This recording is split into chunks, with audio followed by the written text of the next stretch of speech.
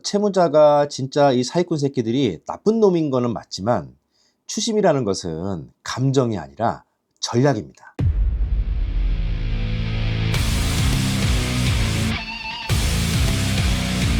이걸 해보면서 얻어낸 결론은 결국에는 돈은 사람이 준다라는 거죠.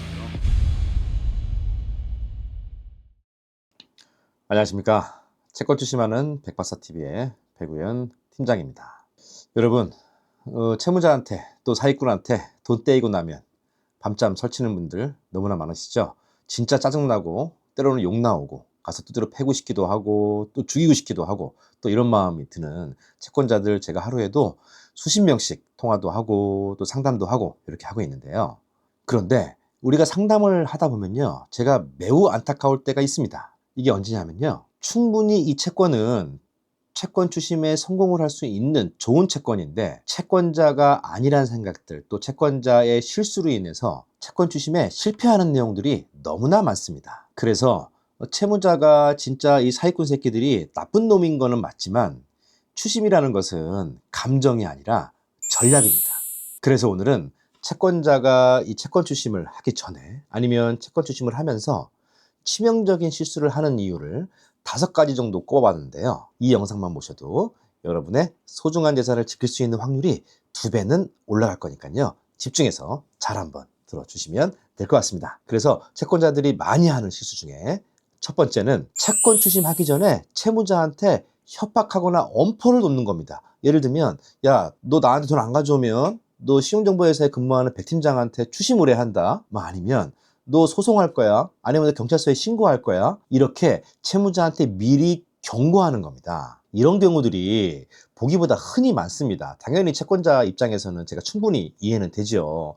매일 차일피일 채무자가 거짓말하고 이리저리 도망다니고 전화도 안 받고 문자 안 받고 카톡도 씹고 이런 상황들이 너무나 많이 발생하지 않습니까? 그래서 결국에는 채권자들이 채무자한테 문자나 카톡으로 너 언제까지 돈 안 주면 너 형사고소할 거야. 너 추심회사에 다 넘겨버릴 거야. 이렇게 얘기하는 경우들이 많은데, 이런 내용들은 채권자가 채무자한테 내가 네 재산에 대해서 압류할 거니까 네 재산 빨리 빼돌려. 이렇게 알려주는 꼴밖에 안 되는 겁니다. 채무자는 바보가 아닙니다. 채권자가 압박하고 추심회사에 맡기다 그러고 소송한다 그러고 경찰서에 신고한다 그러고 이렇게 얘기하면 채무자가 겁먹고 우리 돈을 갚을 거라고 생각하지만 절대 그렇지 않습니다. 그러면 채무자는 통장에 있는 돈 다 빼돌리고요, 사업자 명의는 가정 명의로 다 돌려놓고 부동산도 처분해버리거나 명의를 돌려놓고 이런 상황들이 발생할 수 있기 때문에 채권 추심의 핵심은 은밀함과 신속함입니다. 그래서 추심을 고민하고 있다라고 하면 절대 채무자한테 너 고소할 거야, 추심할 거야 라고 얘기하지 마시고 은밀하게 사전에 준비하셔서 멱살을 한 번에 잡아야 됩니다. 네, 두 번째는 채무자의 희망 고문에 속아서 소멸시효를 넘겨버리는 경우입니다. 이게 어떤 말씀이냐면 채권에는 유통기한이라는 게 있습니다. 개인 간의 금전거래는 10년, 용역대금은 3년, 공사대금은 3년, 이렇게 채권에도 우리가 권리를 주장할 수 있는 유통기한이 있는데요. 이 유통기한을 법적인 용어로 소멸시효라고 합니다. 그래서 채무자들이 자주 하는 얘기 있죠. 이제 다음 달에 돈 들어올 거 있어. 조금만 기다려줘. 조금만. 다음 달에 이런 프로젝트가 있으니까 제가 이 프로젝트 성공시키면 무조건 변제할게요, 사장님. 조금만 기다려주세요. 이런 얘기들을 너무나 많이 하는데요. 그래서 채권자는 이 말을 믿고 1년, 2년, 3년 이렇게 무의미하게 시간만 보내는 경우들이 있거든요. 하지만 법은 권리 위에 잠자는 자를 도와주지 않습니다. 이 권리는 제가 찾아야 되는데요. 특히 상사채권, 그러니까 공사대금, 매매대금, 용역대금은 가끔 저한테 전화하신 분들이 혹시 못 받은 돈은 소멸시효가 10년 아니에요? 10년 안에만 하면 되는 거 아니에요? 이런 말씀을 하시는데, 이 상거래 채권 같은 경우에는 채권 발생일로부터 3년이 소멸시효입니다.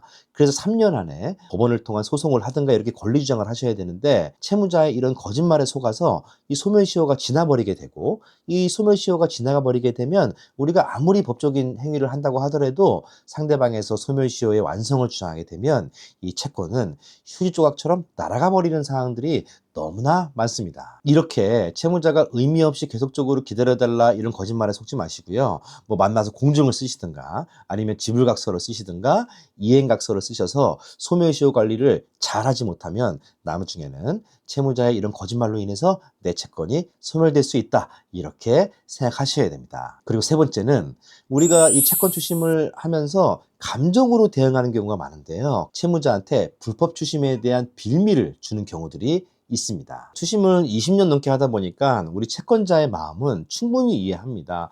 차입핑 미루는 채무자들, 맨날 거짓말하는 채무자들, 이런 채무자들 볼 때마다 진짜 피가 거꾸로 솟고 진짜 욕 나오는 일 많거든요.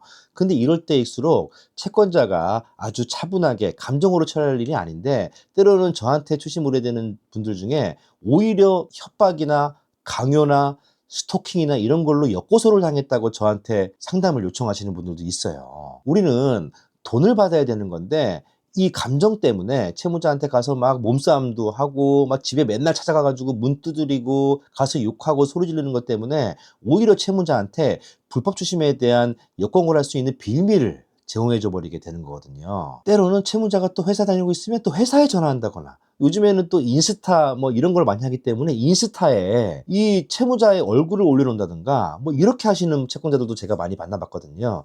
이게 불법 추심에 해당되는 내용이기 때문에 나중에 오히려 채무자한테 역으로 고소를 당한다거나 이 고소당한 이후에 불법행위에 의한 손해배상 청구 소송을 오히려 역으로 당할 수도 있습니다. 그래서 추심을 전문적으로 하는 저 같은 경우도 채무자들이 얼마나 영악한지 모릅니다. 제가 조금이라도 실수를 하거나 조금이라도 강압적으로 추심을 하면 경찰서에 불법 추심으로 신고한다거나 어떻게 해서든지 저를 약점을 잡아가지고 이 채권에 대한 주도권을 바꾸려고 하는 채무자들이 너무나 많거든요.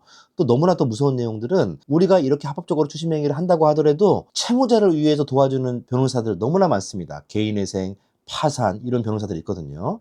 인터넷에 채권 추심에 대해서 방어하는 법, 개인회생 파산하는 법, 채무를 면탈하는 법 이렇게 쳐봐도 개인회생 파산을 담당하는 변호사가 추심은 이렇게 대응하세요. 불법 추심하면 이렇게 신고하세요. 이런 내용들이 너무나 많기 때문에 우리가 채무자를 망가뜨리는 것보다 중요한 거는 나의 소중한 돈을 지키는 길이 더 소중하기 때문에 절대로 감정적으로 대응해서 채무자한테 역공당하는 그런 빌미를 제공하지 않는 것이 채권 추심에 너무나 중요합니다. 그래서 내 돈을 지키는 것도 중요하지만 돈보다 중요한 게 뭐가 있겠습니까?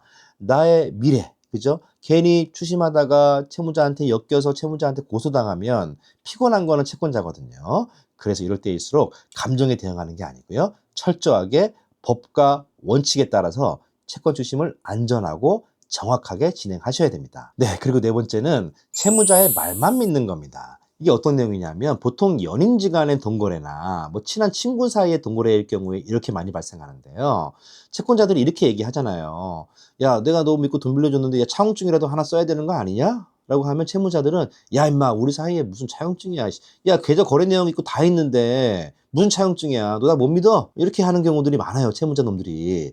그러면 이게 어떤 상황이 발생하냐면 채권자는 당연히 친구이기도 하고 여자친구이기도 하고 남자친구니까 돈을 빌려준단 말이에요. 근데 나중에 돈을 안 갚아서 우리가 소송이나 이런 걸 할 때는 이렇게 나오는 경우들이 있어요. 아니, 그때 당시에 계좌 내용은 제가 돈 받은 건 사실입니다. 근데 제가 어려워서 제가 증여받은 거지 제가 빌리거나 한 것도 아니고요. 저는 오히려 이걸 투자받은 겁니다. 저도 이거에 투자에 대해 실패해서 피해가 막심해요. 이렇게 얘기하는 경우들이 너무나 많습니다. 그러면 법원이든 경찰서든 증거 입증에 대한 책임은 채권자, 고소인한테 있는데 실제로 차용증도 안 써놓고 지불각서도 안 써놓고 공증도 안 받아놓은 채권들은 채무자가 했던 얘기들을 제3자, 뭐 재판부나 경찰관들이 채무자 편에서 오히려 믿어주는 경우들이 너무나 많아요. 그래서 꼭 돈을 빌려준 상황이라든가 아니면 어떤 약속을 할 때는 서면상에 꼭 기록해 놓으셔야 되는 거고요. 그게 공증이면 가장 좋지만 또 지불각서, 차용증, 이행각서 꼭 받아 놓으셔야 되고 그게 아니면 꼭 녹취나 문자라도 카톡이라도 남겨두셔야지만 추후에 우리가 이런 채무자, 이런 사기꾼 새끼들한테 안 당할 수 있다라고 설명을 드리겠습니다. 마지막 다섯 번째는요. 이 채권자들께서 꽤나 많은 실수를 하고 있는데요. 혼자서 끙끙 앓다가 이 골든타임을 놓쳐버리는 겁니다. 이 채권자들은 평생에 이런 금전적인 채권 채무 관계가 많아야 2번, 보통 1번입니다. 왜냐하면 1번 당했는데 또 당하겠습니까? 그로 인해서 채권자도 배운단 말이에요. 그러다 보니까 자, 이런 경험도 없고 법적인 지식도 없고 인터넷 쳐보니까 뭐 딱히 뭐 좋은 정보들도 없고 이런 사이에 채무자가 채권자한테 돈을 가져간 이후에 너무 시간이 끌려버린단 말이에요. 그래서 보통 저한테 넘어오는 채권들을 보면 채무자한테 돈을 편취한 이후에 뭐 2년, 3년, 4년 시간이 걸린 이후에 그때서야 고소하려고 그러고 그때서야 소송하려고 그러다 보니까 채권의 골든타임을 다 놓쳐버리는 경우가 많아요. 그래서 제가 명확하게 정리해 드리겠습니다. 채권자가 채무자한테 돈을 빌려줬고 약속한 기일이 됐는데요. 그 약속한 기일이 만약에 안 지켜졌어요. 그럼 안 지켜진 날로부터 3개월 안에 승부를 보셔야 됩니다. 그 3개월 동안 믿고 기다려주고 싸우고 소리 지르는 동안 채무자는 재산도 숨겨놓고 처분하고 법적으로 자기가 유리한 정황들을 채무자는 다 만들어 놓기 때문에 꼭 변제기한으로부터 3개월 안에 추심을 의뢰하시던가 고소를 하시던가 소송을 하시던가 강제집행을 하셔야지 3개월이 지나버리면 채권 추심에 대한 성공 가능성은 지극히 떨어질 수 있다. 이렇게 꼭 명심하셔야 됩니다. 그래서 제일 좋은 거는 이 채권이 발생한 초기에 채권 추심 전문가와 빠르게 상담을 받으시고요. 초기에 대응을 잘 해놓지 않으면 추후에 3개월이 지난 시점에 아무리 우리가 빠르게 대응하려고 한다고 하더라도 채무자한테 당할 수밖에 없는 겁니다. 이미 돈은 다 빼돌려뒀고 이미 신용불량자였고 개인회생을 한다거나 파산을 한다거나 이런 상황들이 너무나 많이 발생하기 때문에 채권 추심은 채권 발생한 이후에 3개월 안에 이 초기 대응이 너무나 중요하다라는 말씀을 한 번 더 드리겠습니다. 여러분, 이 채권 추심이라는 거는 단순히 돈을 받는 행위를 넘어서 내 권리를 정당하게 주장하는 행위입니다. 오늘 제가 말씀드린 이 5가지 내용만 잘 기억하게 되면 우리 여러분은 이미 상위 10%의 현명한 채권자라고 말씀드릴 수 있을 것 같습니다. 혹시 이 영상을 보고 계신 채권자나 우리 고객님들 아직도 채권 추심에 대한 의뢰를 고민 중이시다거나 아직도 상담을 고민 중이신가요? 그러시면 안 됩니다. 채권 추심 의뢰는 그 나중 문제고요. 채권 추심 전문가와 상담은 꼭 진행하셔서 내 채권을 어떻게 대응해야 되는지 상담을 받아보시는 것부터 지금 바로 시작을 한번 해보십시오. 그래서 오늘은 채권자가 채권 추심 진행하기 전에 가장 많이 실수하는 내용들에 대해서 한 5가지 정도 제가 말씀을 드렸는데요. 이 내용 꼭 기억하시고요. 추후에도 제가 좋은 주제와 좋은 내용들로 다시 한번 찾아뵙도록 하겠습니다.